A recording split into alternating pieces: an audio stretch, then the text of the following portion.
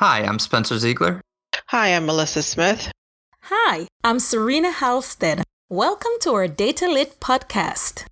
In our last episode, we provided an overview on assessment types, and we had mentioned that we would classify assessment types into two categories: assessment of learning and assessment for learning.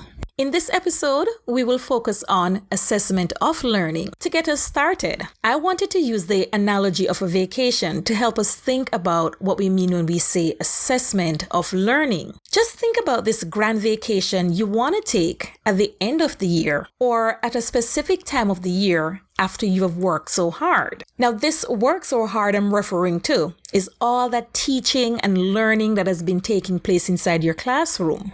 For your vacation, you might decide to go to a resort. But to get to this resort, there is this journey that you have to take.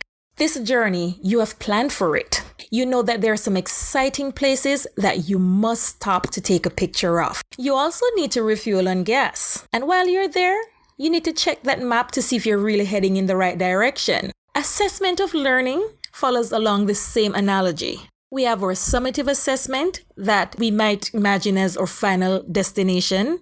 And we also have our interim assessments, like those stops that we take along the journey. Just a quick definition here. Assessment of learning is typically done in the middle or at the end of a unit or a grading period, and takes the form of exams that include questions drawn from the material studied during that time. Assessment of learning, it's cumulative and is used to evaluate students' long-term information retention. When we think of assessment of learning, I'm sure both summative and interim assessment comes to mind. So summative assessment evaluates students' learning at the end of an instructional unit by comparing it against some standard or benchmark. Spencer, what are some of the examples of summative assessment that you can speak to that we use in our classroom? Sure, I think the prototypical idea that pops in a lot of people's head is that final exam, either kind of teacher or PLT created or kind of state created, like North Carolina, the EOCs, the EOGs. But this also could include college entrance exams, GRE, the SATs. It could be some kind of final culminating performance. It could be term papers. But also when you think of summative assessment, it can be end of unit or end of module, or even really an end of lesson assessment. The key point here is just that word end, that the end of something, you're assessing what kids know and can be able to do. All right. Thank you, Spencer. And another quick definition here for interim assessment. So when we think of interim assessments, we're thinking about that, when I said that vacation trip, we're checking along the way, we're filling up in gas and checking to see where you are. So I think of that interim assessment as, teachers' way of checking students' growth towards some predetermined goal. Mellisa, what would be some of our examples of interim assessments in our classroom? So when I think of interim assessments, so the smallest level is like if I'm doing a unit and then halfway along the way, I'd probably give a mid-test or a mid-quiz along the way. In North Carolina, we have the NC check-ins. You can have, like this past year, we did a district-wide mid-year assessment. So anything that's sort of midway that will help a teacher sort of figure out, like one more chance before you get to that summative, where students are in terms of their mastery of the standards that you are teaching. All right. Thank you, Mellisa. So Spencer, I'm going back to you. Could you, give me an example? So Mellisa mentioned, those mid-year. Could you cite an example of what that might look like for the teacher? Sure. So we can kind of think of it maybe in terms of, say, a unit. Like let's jump to sixth grade science. All right. So there's the Earth and the Universe unit. So if we think of just that unit, at the end of the unit, you're going to have some kind of end of unit assessment. That's kind of the summative assessment there. Now, this assessment might come in the form of any number of assessment methods. It could be selected response, where you're seeing, do they know some of the terms like eclipse? It could be extended response, where you're asking students to describe the phases of the moon. It could be personal communication, where kids are kind of describing to the teacher and chatting about how the tides work. Or it could be performance assessment, where they're building a model that shows how all these parts interact. Or it could even be a mixture of some of these different assessment methods within that larger summative summative assessment. But one way or another, that's the teacher's chance at the end of this unit to see what do kids know, what are they able to do. With that said, you never want that to be a surprise. That should never be something that we don't know on test day what kids are capable of. So that's one of the reasons why the interim assessment is key. So maybe halfway through that Earth and the Universe unit, you have some kind of interim assessment where you're checking in to see how they're doing in those areas. Again, could come in the form of any number of assessment methods or even combination.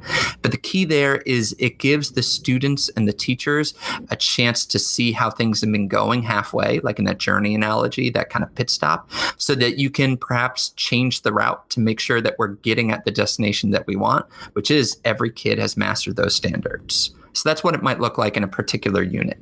Thank you. I like that example. And from an elementary perspective, when you said, different, it comes in different methods. I was just thinking of, like a end of unit assessment that I've given my students on maybe, for example, ecosystems. And then I asked them to create like this diorama. And within this diorama, they had to include, for example, one of the biomes. And for example, a student might choose the tundra where it's pretty cold. And so students actually put these little animals, these different features of stuff that they know that will fit into this particular biome. But they also had to write about it, and then they had to present it to the class. And when they were presenting this to the class, I had given my students like rubrics as to how we were going to assess this learning that they had about the ecosystem on a whole. And so when I think of interim, I'm thinking of it like that.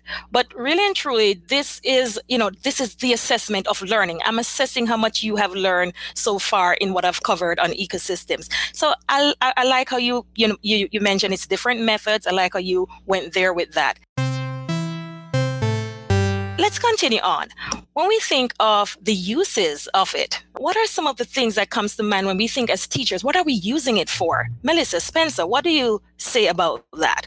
So I think when you think of the uses, right, typically as a teacher, I have to get some sort of feedback or a grade on where students are after we've been spending all of this time teaching the concept, like where they are and their understanding. So a lot of times at a classroom level, I'm using it to get some sort of grade that will go in my grade book, and then I communicate that to students and parents. So one of the most popular examples of assessments of learning or purposes or uses is to get grades, to give students feedback as to here's where you are in terms of this learning target.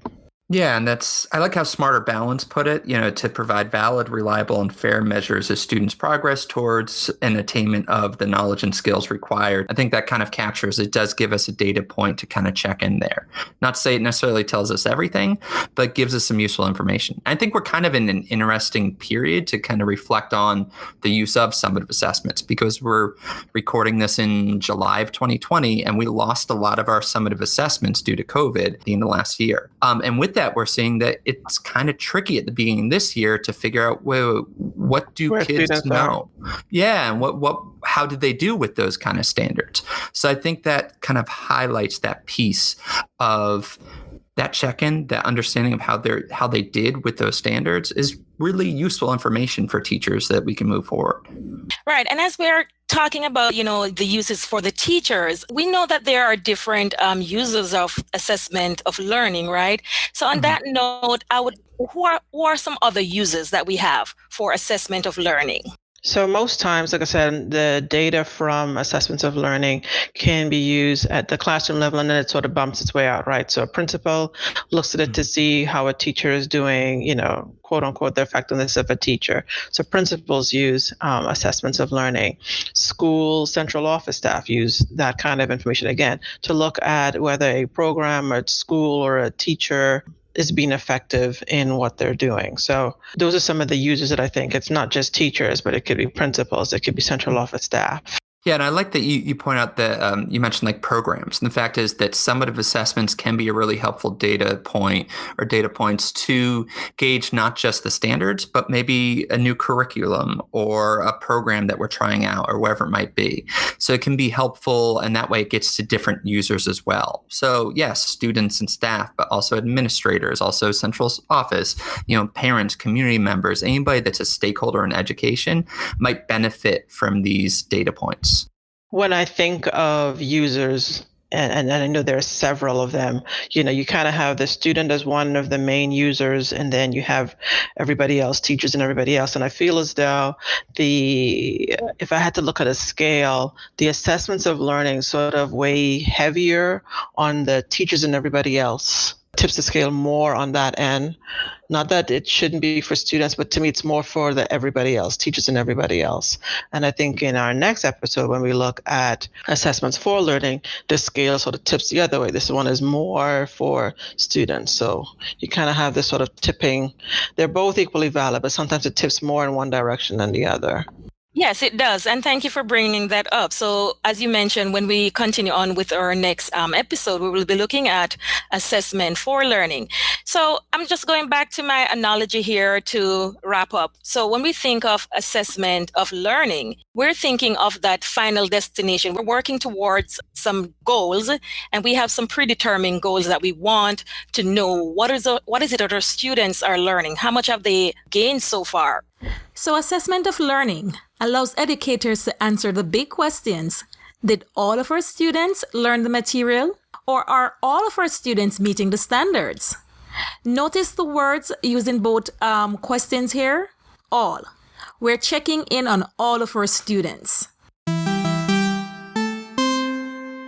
So with that being said, we're at the end of this episode. We will continue our next episode on assessment for learning. Now, before I go, just remember, if you have any questions, comments, or you'd like to contribute some information, you can visit us at www.wcpss.net/datalit.